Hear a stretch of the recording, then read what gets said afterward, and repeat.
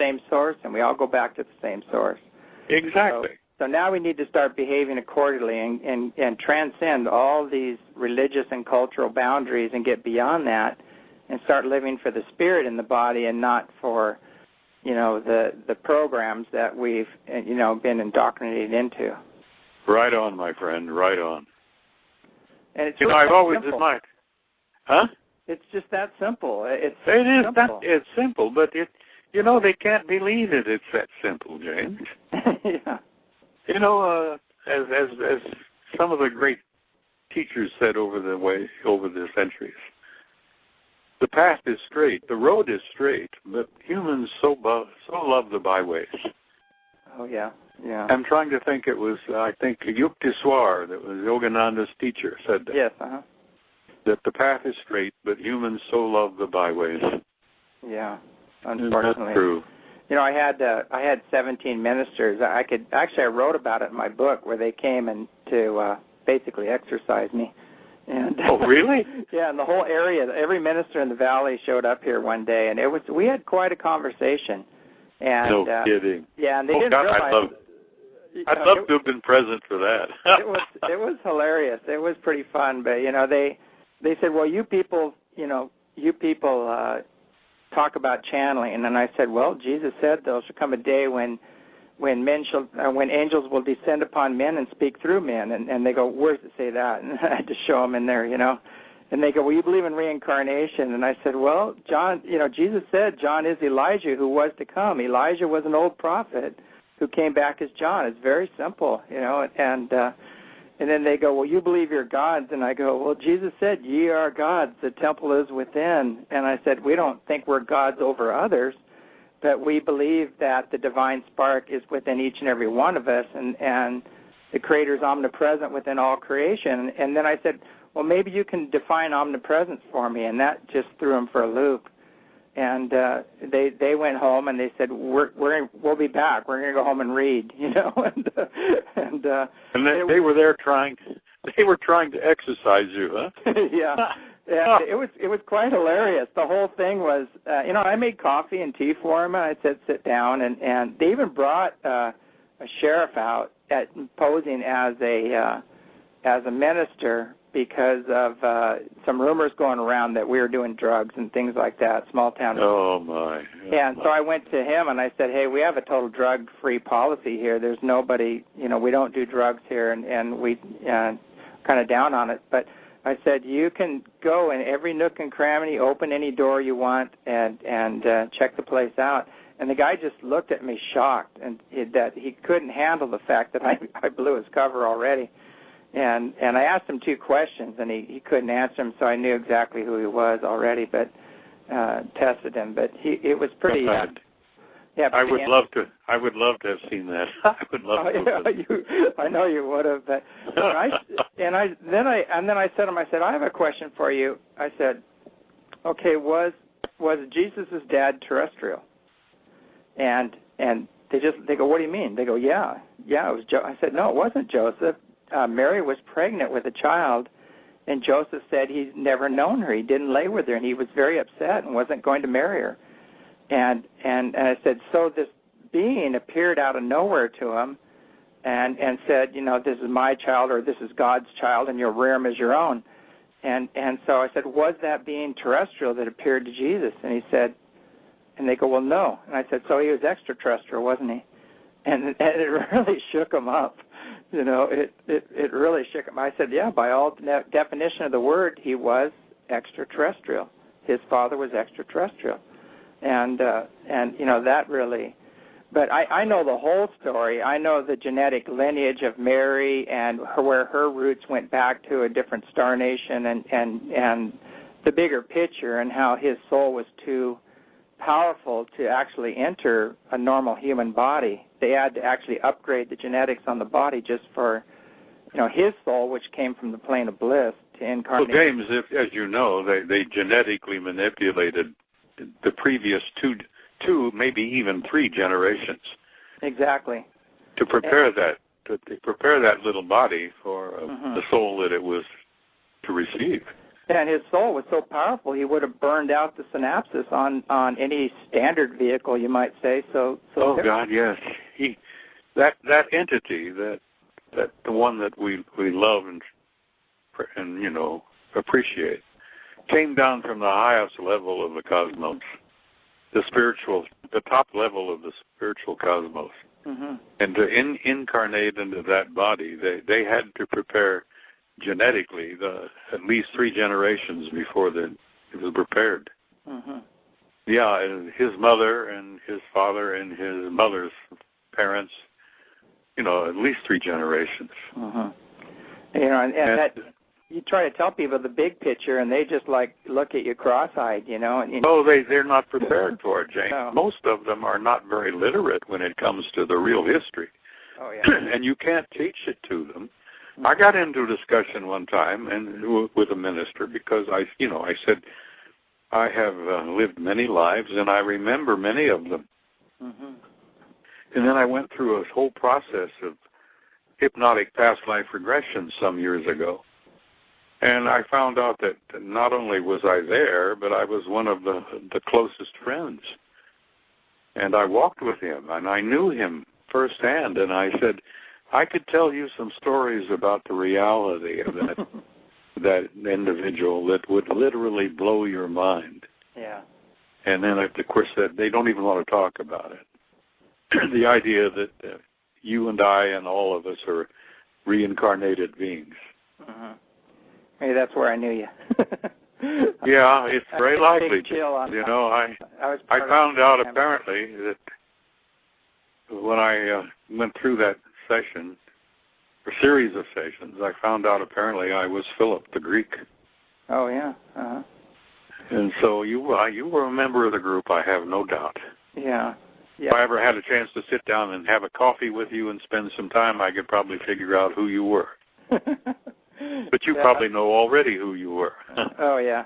Yeah. I mean, you're one person I wouldn't mind telling. I usually keep that to myself because I don't want people looking outside themselves or thinking I'm special or better than I know. But I've been there. I've been experienced. The ones that already know, you can tell. Yeah, exactly. But the ones who don't know that want to be, that would create a division or separation, you usually have to keep it to yourself. No, I've upset a number of guys in conversations over the years, and I don't even try anymore. I used to, try to tell people some of the reality of who he was and what he stood for and what he tried to tell them who he was. Mm-hmm. And, you can even go through Matthew, Mark, Luke, and John, which is just, there are some very basic truths in there, but there's also a lot of bullshit in there. Yeah. Oh, yeah. But you try to tell them that you could tell them a true story of who he was and where he came from and what he tried to do. Mm-hmm. And then they argue with you and get kind of heated and their faces get red. And then it really upsets them is when you quote directly from the Bible with things they should know, Mm-hmm. and they don't. And then you really said, oh, to hell with it. It's like the UFO community, James. I gave up on most of them a long time ago. Yeah, I've kind of been pushed out of it, you might say, and even off of some major talk shows as well, because what I found out is that when you have more of the truth and you do have the big picture, you become a threat to the people with a little piece of the pie that want to promote that piece as the whole pie. And they are just ruthless. Listen, my boy, you're right. You're exactly right. And what's so fascinating, just hearing you describe that, is I've been there. I've been through the same damn thing. And they are ruthless, and some of them can be dangerous. Yeah. Oh, yeah. Yeah. I've been threatened a number of times over the years. Oh, I have too. I just had a threat 2 days ago. So really. I there's a part of me that actually enjoys just going up to bat with these guys because it's part of me. There's a part of me that I guess it's that old warrior in me that comes out and goes, okay, let's take this on. But there's another part of me that actually feels sorry for them, and I don't do it to win or to harm them or to take them down. I do it because that's what they need. They need some real tough love. They need somebody that's just going to say, okay, look, you're much better than this. There's much more to you that you even know, and why are you settling for this such a small picture of the reality? And here we share everything. I mean, I show people all the frescoes. I share my footage with them. I go, take the footage, show others. We don't hold on to anything here. And I just said, just put a positive spin on it. Don't make it negative. And we've always been that way. And I think that's why we've been so successful and have been on all these other TV and radio shows and things like that, because we can deliver. We have the photos, we have the footage, we have the witnesses, and it's because we've taken a spiritual approach to it and also shared with everybody and a service approach to it versus, an ego approach or a material approach to it. Well, James, I wish the hell I lived closer to you. I'd like to spend a little private time with you, oh, well. Well, maybe we can arrange that. I can arrange a trip out there to see you. Well, long this summer, by the time it hits 114 degrees in Phoenix here, I'm usually ready to pack up and get the hell out of this town. Well, come up and now, this coming spring and summer, when it starts getting hot and it gets over 100 degrees here, I just may come up there, my boy. Well, you have an open invitation, and well, you told me that once before, and I've appreciated that. But as I said, I don't travel that often and that well anymore. Mm-hmm. And but you're the kind of person I'd love to have some private time with, just sit and reminisce and share some things, because I know that you're one of the more enlightened people that I've ever run into. Well, thank you. And as I said, I would love to. I have some old bad habits. I drink too much coffee, and I enjoy a little Jack Daniels, and I smoke a big cigar from time to time. And so if you can put up with some of that bullshit, I'll bring my own whiskey and my own cigars. That sounds good. And if you've got a freezer, I'll also bring a bunch of steaks. Oh, no problem. When you're here, you're our guest. So well, I would love to not only spend some time with you, but I would love to meet some of your friends up there. Oh, it's just amazing. I think you're going to love this, but a friend of mine is a pilot, and he has an incredible little plane. It's like a stunt plane, basically, but it can fly anywhere. So we took this plane up flying around Mount Adams, and it's never melted off as far as it has last year. We had the biggest melt-off as far as some of the glaciers. And right at the ridge of this glacier, we flew around it, and we saw one of the doors that we see open up at night. This huge light opens up, and there's actually a huge cave, which it looks like a giant Buddha in front of it. Really? Yeah, and we photographed this. We have it on film. It looks like a giant Buddha carved out of lava rock or something. And I show it to people, like, what does that look like to you? And they go, that's a Buddha. That looks just like a Buddha. And we don't preempt it. We don't say anything. We said, look, I took this photograph. What does this look like to you?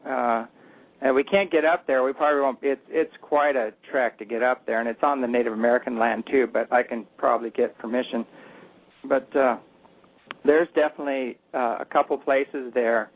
And the other place where the door opens and we actually see objects come out, and one of the objects was about a 300-foot-tall light beam came out, and we were filming it in infrared, and we got him on infrared walking towards the camera. It was really bizarre. And everybody was hiring a kite that night, after that happened. But I'm sure. Energetically, something, you could see it walking towards us, and then it just phased out. And, and I'm open to it. It could have been a hologram. It could have been some other really high-tech guys playing games or whatever, or it could have been, a 300-foot-tall light beam. It could be anything. But the thing is that we have it on film. We have the door opening, and several times we have it on film, and things coming out of that door, and you go up there, and all there is a big lava face. There's nothing there in that area. Well, I'll be damned. I'd love to see that. Yeah, and you would think that people would be all over this, that this would be headline news, you know, and we're having all this big breakthrough. They won't even touch it. The UFO community won't even touch it. They're frightened, James. They're frightened. Some talk show